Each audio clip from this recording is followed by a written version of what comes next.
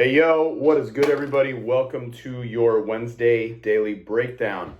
Before we get into our workout of the day, we have some chin-ups programmed for everybody, somewhere between the 30 and 50 rep range. The reason why I'm giving that range for people is because I understand we have a variety of different people following this program, doing it in the park, doing it at home, wherever it may be. So I think giving ranges and assigning tempos for things is very important because we don't have the ability to be one-on-one with you guys and make certain exercise prescriptions based on how we see. So I believe those ranges are important.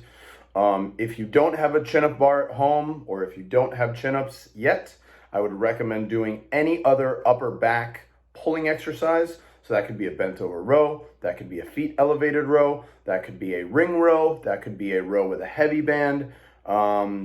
You can get creative and put some rocks and sand in a backpack, whatever the case may be. Any upper back pulling exercise is going to be good for today. And as always, this is something that I think you guys need to continue developing. It's not something that's easy to do when you're not in a gym and not in and you're in quarantine. So we're going to continue programming those for you guys. A few of you guys have reached out to me and said, I just have nothing at home. And I've helped you guys come up with several options. And if that's you, please post on the group, because this is not something that you should neglect during this time, okay? And once again, that's upper back pulling strength exercises. Let's move on to today's workout. What we have for today is a chipper style workout. It is 4-time 50 thrusters, 800-meter run, 50 overhead walking lunges, 800-meter run, finishing with 50 box jumps. Now, I think this workout comes in a really interesting time in this week.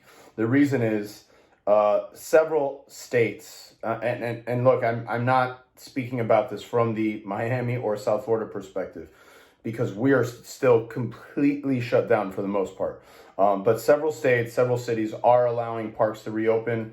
And if you have the ability to go do this outside, outdoors in a park, this is a great one to do that. The reason is all you need to do is take out whatever you're going to do your thruster with, and all you need to do is take out whatever you're going to do your lunges with. And that's very, very, very simple and straightforward. You can measure out your run, and it should probably start and end. It's something like a picnic table or something that you can do these jumps on.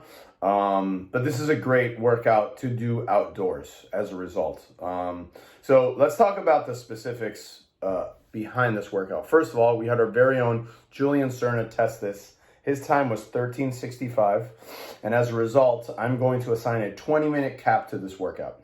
So for those of you folks that are looking at maybe having to do a slower run than most, you might want to consider shortening that run. Definitely the priority are getting all of the reps in. So if that is you, that's a very good place to start in regards to scaling or looking for progressions for this workout to stay within the time domain. Whatever you have to do to stay within the time or within that 20-minute frame is ideal. If you are doing the workout as prescribed and it's going to take you 30 minutes, you miss the point. If you are going to scale the hell out of this workout and it's going to take you 9 minutes, you also miss the point. So try to identify a couple things that you can do personally to stay within that 20-minute range.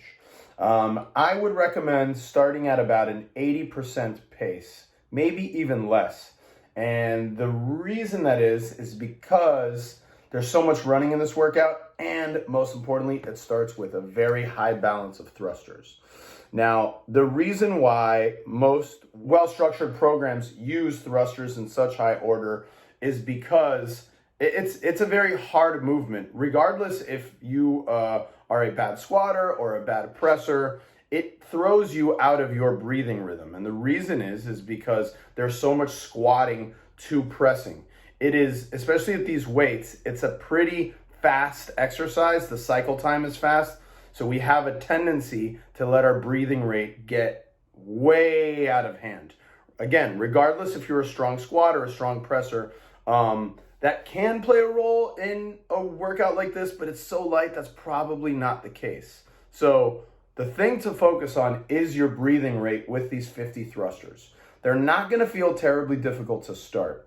So if you come out at a hot pace because they feel good and you feel good, you'll probably pay for it later because it's a long workout. There's a lot of running. There's a lot of hinging. There's a lot of squatting. There's so many moving parts that starting at a comfortable pace is definitely ideal and advisable. All right, a few other things to talk about. Please plan to keep track of reps. Oftentimes people complain so much about, man, there's so many reps, so it's hard for me to keep track of that. The onus is on you folks. You guys got to develop a method to keep track of those reps. It's very important so you can better understand what you're struggling with in regards to these workouts. If you're not taking them seriously, you're not counting your reps, and you don't have a method to keep track of these high reps, what's going to happen when we do Murph? What's going to happen when we do something, when we retest Cindy? There's so many repetitions. Having a method for that is huge, in my opinion. To let everybody know, this workout is structured around using a pair of dumbbells, but a barbell is a great substitution as well. If you are using a barbell, something in the 95 and 65 range, so 95 for men, 65 for women is ideal. If you're using dumbbells as prescribed, it's 50 pounds for men and 35 pounds for women. But as always, you have multiple options. If you got one dumbbell at home, you can do this workout with one dumbbell. An option would be 25 with one side, 25 with the other side. If you have one kettlebell, an option could be doing single arm kettlebell thrusters. You could do a kettlebell holding in this front rack or goblet position. There are multiple different substitutes, PVC pipe instead of thrusters, et cetera, et cetera. There are so many different options, okay? The last thing that we will talk about are the two prescriptions for the overhead lunge. Ideally, this is done with a 45-pound plate, and box jumps, overhead lunge, 45-pound plate for men, 25 for women, and the ideal height for box jumps would be 24 inches and 20 inches.